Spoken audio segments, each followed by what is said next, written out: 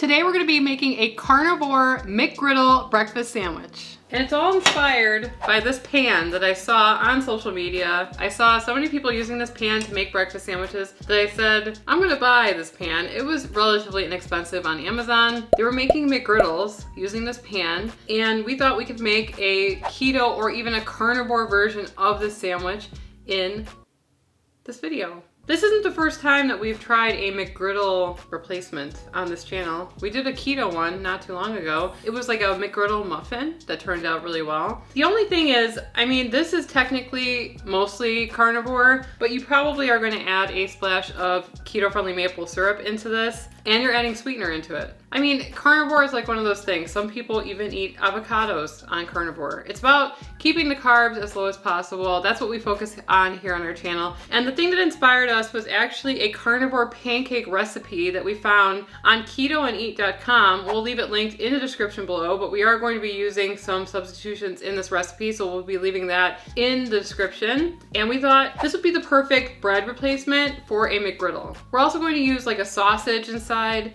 We just bought these Johnsonville breakfast sausage, cheese, an egg patty, and that's it. But the interesting thing about this recipe that we wanted to try here on our channel today is this pancake recipe that's a carnivore pancake. And you're gonna be needing things like eggs, heavy whipping cream, pork rinds, gelatin, vanilla, and sweetener. And to me, that doesn't normally equal a pancake. And so that's what's kind of giving the Keto Twins test kitchen vibes. It's like we don't know if it's gonna work or not. So we're excited to try it out. As you guys know, Sarah and I have been drinking Element ever since 2020 because we absolutely love the way it tastes and the way it makes us feel. Element is a delicious electrolyte drink mix that has 1,000 milligrams of sodium, 200 milligrams of potassium, and 60 milligrams of magnesium. When you go into ketosis, you shed a lot of water, and inside that water are your electrolytes. This can leave you feeling tired, having muscle cramps, or nausea, and we call that the keto flu. Element replenishes your electrolytes so that you feel better. All of the flavors of Element are delicious, but our absolute favorites are the citrus salt and the grapefruit salt. You need to try them. And what's great about Element is you can try it totally risk-free. If you have any issues, just contact them and they will make it right. Right now, Element is offering our Keto Twins community a free sample pack so you can try 8 of their flavors with any purchase. So you can buy some citrus salt and get a free sample pack. In order to get this deal, you must go to drinklmnt.com/ketotwins. We're gonna start off with the pancakes, and you're gonna be needing a food processor for this part. So the first step is going to be to put all of our dry ingredients into the food processor and combine them. Erythritol or Swerve, that's what we're using, pork rinds, gelatin powder, and baking powder.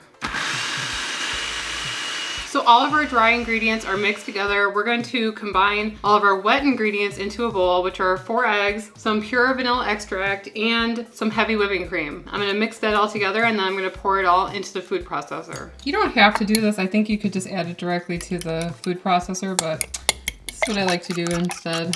I'm already cracking the eggs to the bowl. Might as well combine everything so it's nice and combined. We're gonna add in our wet mixture into here. Mix for 20 seconds. It says to let the batter rest for 15 minutes. Sometimes when you're using keto ingredients like pork rinds or almond flour or things like that, it takes a while for the ingredients to absorb liquids. So that's why we're gonna leave it and trust the recipe. We don't exactly know how many like pancakes this is gonna make, but the funny thing is if you scroll down on the Keto and Eat recipe, I did not even know this, by the way. I bought the pan first and then I looked up the recipe. They're using the pan that I'm using. It's a sign that this is gonna work out. Been what, 10 minutes? I forgot that there was gelatin in it. When I looked at it, I went, wow, it really thickened up. And then Sarah reminded, Charlie, no. So I don't know how much pancake batter I'm gonna put into each of the holes. I'm gonna go with 1/3 of a cup to start and see how that goes for us, so. On a medium heat or what? I think that's fine to start. See how long it takes to start like bubbling. What if it gets like way too big? Yeah, I don't know. That's why I thought that we should do one at a time. It says here pour medium portions on the batter or in the heated griddle or pan. Okay, we're gonna look for all of these bubbles throughout. It says to cook 4 or 5 minutes and then we're gonna try to flip them. I don't know how. How you do that? It's black, it's dark. Oh my gosh, no. Okay. We messed up, everybody.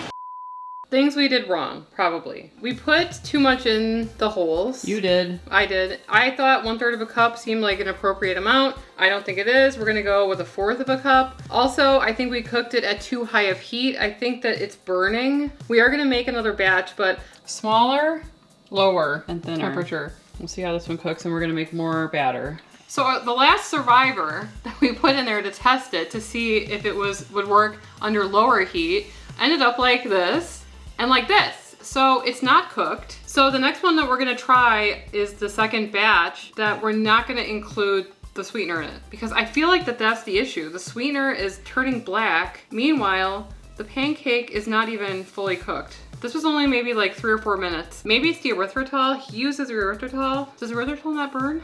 It's just pork rinds, eggs, heavy whipping cream, gelatin, baking powder in our second batch, and we're gonna give that a go. Cold pan now, and 1/4 of a cup in there. I'm performing surgery. Is it solid enough to flip? I don't know. No. Ah! Be careful. Oh, okay. So it must have been the sweetener. Okay. Okay, let's do the other ones All right. now. These are hotter, so I gotta be careful. Probably could make like 6. If you do 1/4 of a cup. Gotta wait for it to bubble on the top all the way through, and that kind of signifies that it's a little solid.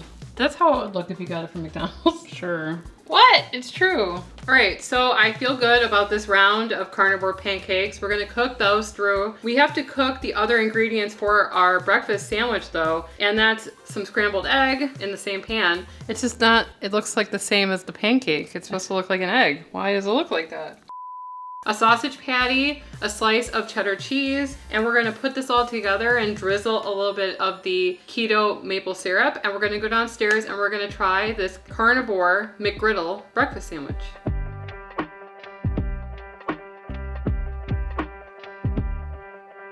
I feel like we cooked everything still at too high of a temperature. I feel like the pan that we bought is very, very thin, so it gets hot. Even though we were cooking everything at a low temperature, it still could have gone lower. In a lot of the ads for this pan, a lot of people are cooking everything at the same time. Maybe you'd have to just watch it and take out things as they... I think if you're making multiple, it makes sense to cook the elements separately and then not try to do it all at once. And the egg turned into like this egg patty, which doesn't look any different than the pancake. Maybe you just do a non-scrambled egg, just crack the egg in there if you want it to look like an egg. Right. Instead of yellow, like everything looks yellow. I have to unlock my lower jaw.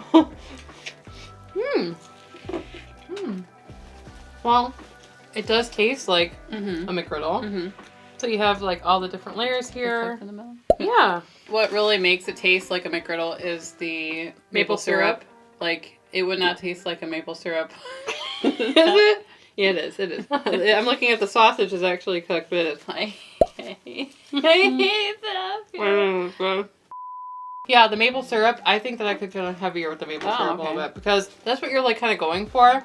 When we made the McGriddle muffins, I think we put a lot of maple syrup in there, keto maple syrup, and that really helps like with the flavor of it all. We should make those muffins again with a different flavor. What? Yeah. Yeah, it's really good. And I really like the texture and the flavor of the pancakes.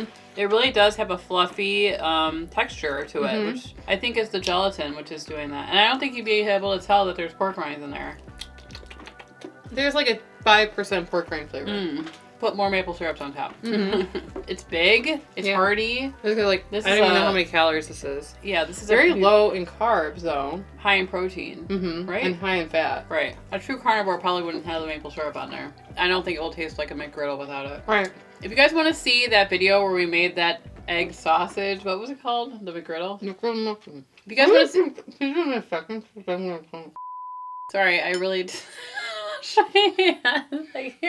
I can't. She's trying to end the video. I am trying to end the video because I cannot stand my hands being sticky. I feel like I'm in a prison. I feel like, what if there's a fire? What if I think you can get over it. Oh, no. Oh my god! No.